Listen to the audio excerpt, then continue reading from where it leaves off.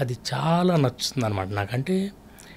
ఆ అమ్మాయి she is committed to somebody, ఏదో పెళ్ళి అయిపోయింది something, you have no right and she's not your property. నాకు సోఫా సెట్ ఉంది, మొబైల్ హ్యాండ్ సెట్ ఉంది, బైక్ ఉంది, నువ్వు కూడా అట్లాగే నాకు నా సెట్ ప్రాపర్టీ అంటే తప్పది.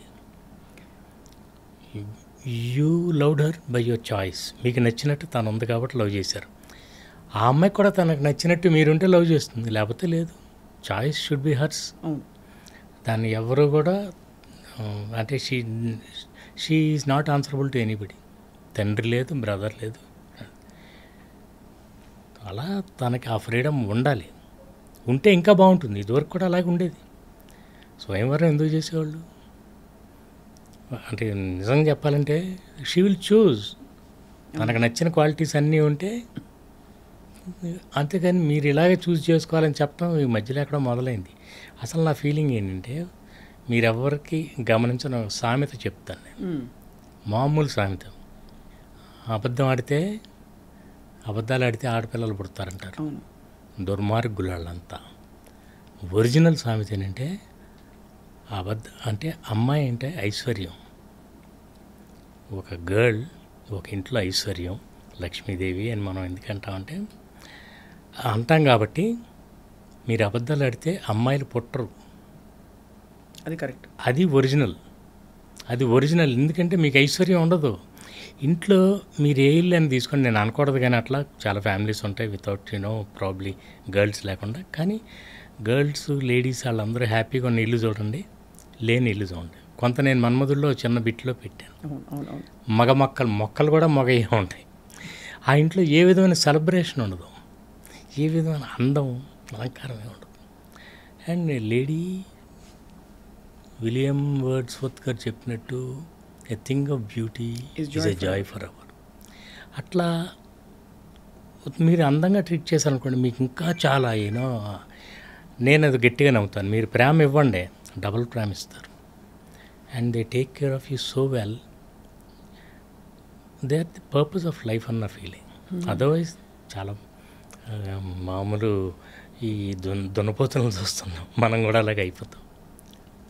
అట్లా నాకు చాలా రెస్పెక్ట్ అండి. అది సినిమాలో చూపిస్తున్నాను. ఈ లవ్ కూడా అంతే రెస్పెక్టబుల్గా ఉంటుంది. ఇంకో యాంగిల్ ఉంటుంది. చాలా క్యూరియాసిటీ పెంచుతున్నారు సార్ మీరు. సార్, శ్రీకమల్ని ఈ రోల్కి తీసుకోవడంలో యాజ్ అ డైరెక్టర్ మీకు ఏమన్నా did you have a specific reason? మీ అబ్బాయినా లేకపోతే కాదు ఈ రోల్కి? బికాజ్ మీరు తరుణ్కి అందరూ పెద్ద హీరోలు అందరితో, అలాగే చాక్లెట్ బాయ్, ఆ తర్వాత ఆ వెరీ లవబుల్ హీరో అనే కాన్సెప్ట్ ప్రవేశపెట్టింది మీరే. కాబట్టి చెప్పండి, శ్రీకమల్ ఎలా అమరారు ఈ క్యారెక్టర్? అసలు ఫస్ట్ ఆఫ్ ఆల్ ఇది శ్రీకమల్ కోసం అని రాసిన స్క్రిప్ట్ కాదండి. ఒక కొన్ని సంవత్సరాల క్రితం నేను కరోనా ముందు రెడీ చేసుకుని 2-3 చెప్పాను, కుదరలా, జరగలా. అలాంటప్పుడు జిలేబీ అనే సినిమా అనుకోకుండా నేను వాడి కోసం చేశాను, వాడు కూడా చేస్తున్నాను. అండ్ అది మాకు కొంచెం disappointing. So I'm very proud of the film. కానీ మేము సరిగ్గా ఆడియన్స్లోకి తీసుకెళ్ళలేకపోయాం. ఏదో సంథింగ్ డిస్టర్బెన్స్ జరిగిందిలేండి, చాలా ఫ్యాక్టర్స్ ఉంటాయి కదా. వాడికి అది అయిపోయేసరికి మరి స్క్రిప్ట్ రెడీగా ఉంది. వాడు ఇప్పుడే ఈ స్క్రిప్ట్కి కావాల్సిన వయసుకు వచ్చాడు. ఓహో, ఓకే, కరెక్ట్గా మ్యాచ్ అయ్యేది. ఈ టైం వచ్చింది, జిలేబీ అయిపోయింది, వెంటనే చేయడానికి everything is ready. And I did not become a producer by choice, by chance. నేను కేవలం ఉంది, స్క్రిప్ట్ రెడీగా ఉంది, కథ ఉంది, కథానాయకుడు ఉన్నాడు, వైనాట్ అని నేనే స్టార్ట్ చేశాను. అండ్ వాడు కరెక్ట్గా వాడి వయసుకి మ్యాచ్ అవుతుంది.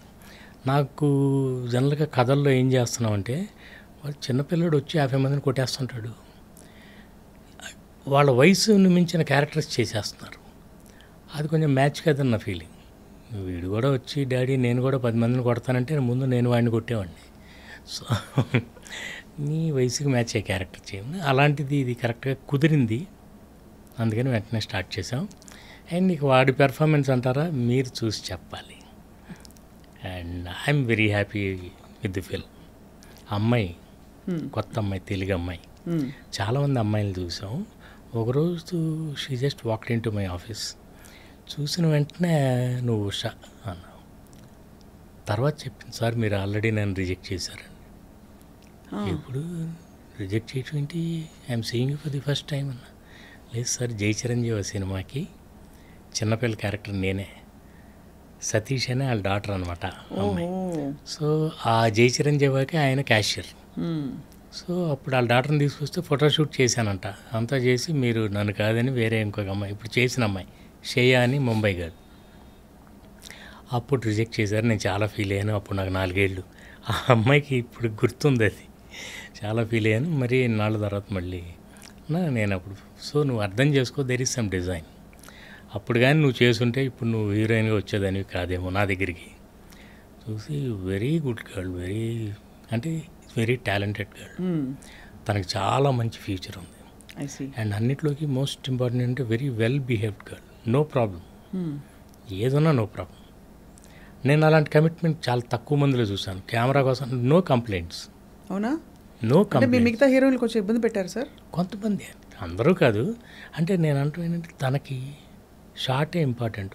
చాలా కష్టంగా మంచులో సాంగ్, మీకు తెలియదు ఏమన్నా, కొంచెం గ్లామర్గా ఉండే డ్రెస్సు, ఈ షటర్లు ఇవన్నీ అయ్యాం.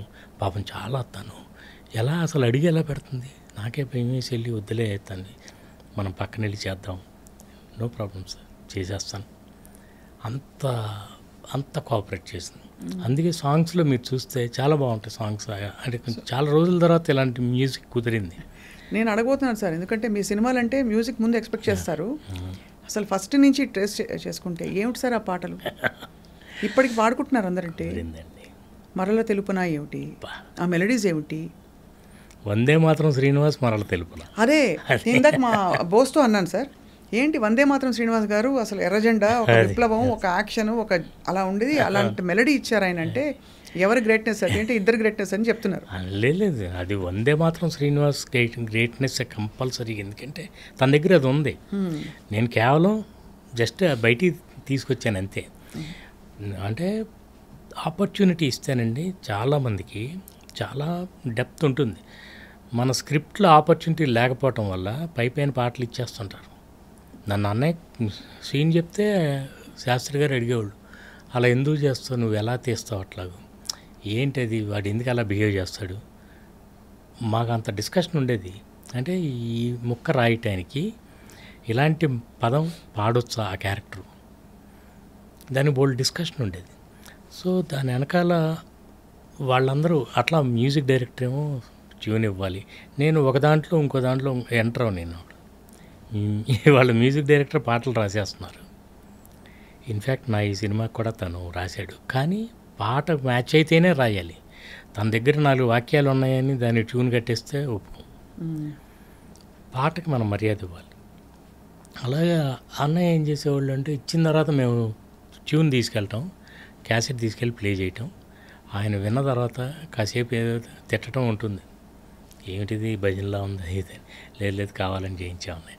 తర్వాత ఆయన అందం పోసేసేవాళ్ళు అందులో. బంగారం వెలిసిపోదా నీ సొగసును చూసి, మందారం మురిసిపోదా, అక్కడ దాకా రాశారు అన్నయ్య. నేను వెయిటింగ్ ఇరుక్కున్నప్పుడు. అంటే ఇంకో పదం ఎలా వస్తుంది అంటే కొన్ని పదాలు చాలా కష్టంగా ఉంటాయి. బంగారం వెలిసిపోదా నీ సొగసుని చూసి, మందారం మురిసిపోదా నీ సిగలో పూసి అన్నారు. అంత ఈజీగా వచ్చేసేది ఆయనకి. బంగారానికి మాత్రం తగ్గించి ఎందుకు మందారానికి అప్ చేశారు సార్? అంటే బంగారం ఇన్ఫీరియర్ ఫీల్ అయ్యి వెనక్కి వెలిసిపోతుంది, మందారం మాత్రం మురిసిపోదా అంటే విచ్చుకుంటుంది. That blossoming, you see the visual. నేను ఇందాక విలియం వర్డ్స్వర్త్ గారు అన్నది కూడా, ఎందుకంటే డాఫడిల్స్ అని ఆయన ఒకటి రాశారు. కొన్ని లక్షల డాఫడిల్స్ స్వేయింగ్ దేర్ హెడ్స్ అంటే మీకు విజువల్ తెలుస్తుంది అన్నమాట. అట్లా మదన్ మోహన్ గారి మ్యూజిక్లో ఉంటుంది. సైకుడం షెహనాయియా అని లతా గారు పాడతారు. కొన్ని కోట్ల షెహనాయి వాయిస్తే అలాంటి ఫీలింగ్ మీకు విజువల్ ఇచ్చేస్తారు. సైకడో షెహనాయియా ఆప్కి నజరోనే సమజా ప్యార్ కే కాబిల్ అంటే ఎంత సింపుల్, వెరీ సింపుల్ క్యారెక్టర్. ఆ అమ్మాయికి పెద్ద చదువు రాదు, భర్త పెద్ద పట్టించుకోడు, ఏదో హెల్ప్ చేస్తుంది వాళ్ళ నాన్నకి. అప్పుడు చాలు ఒక ప్రేమగా చూపు చూస్తాడు అంతే. దాన్ని ఎక్కడికి తీసుకెళ్ళిపోయారండి. అంటే అలాంటి ఒక జీనియస్లు ఉంటే it is possible. Music sir ఎవరు ఈసారి? ధ్రువన్ అని, అతను ఇంతకుముందు చాలా చేశాడు. వేసాడు. కానీ ఈ సినిమాకి నాకు కావాల్సిన, నేను ఫస్టే చెప్పాను ధ్రువన్, ఓ పాట విన్నాను, ఇది ఎవరు చేశారంటే చెప్పారు నాకు, కమలే చెప్పాడు, ఆయన పేరు ఇట్లా ధ్రువన్ అని, ఒకసారి పిలిచి మాట్లాడదామని పిలిచి మాట్లాడినప్పుడు నేను ముందే చెప్పాను, ఇది ఓన్లీ ఫార్మల్ మీటింగ్, మీరు నాకు మ్యూజిక్ చేస్తున్నారో లేదో మీరు ట్యూన్ ఇచ్చిన తర్వాత మనం డిసైడ్ చేద్దాం. అబ్సల్యూట్లీ ఫైన్ సార్ అన్నాడు. అని తన దగ్గర ఉన్నాయి కొన్ని విని అంత కొంత వర్క్ చేసిన తర్వాత ఒక ట్యూన్ పట్టుకున్నాం. దాంతో నాకు అర్థమైంది, ఆపర్చునిటీ లేక, కరెక్ట్ ఆపర్చునిటీ రాక తన టాలెంట్ ఇంతవరకు బయటికి రాలేదు. కానీ ఆ పాటతో మొదలెట్టామండి. 6 పాటలు చాలా బాగా పాడాడు. అండ్ తన వాయిసే వాడాను హీరోకి.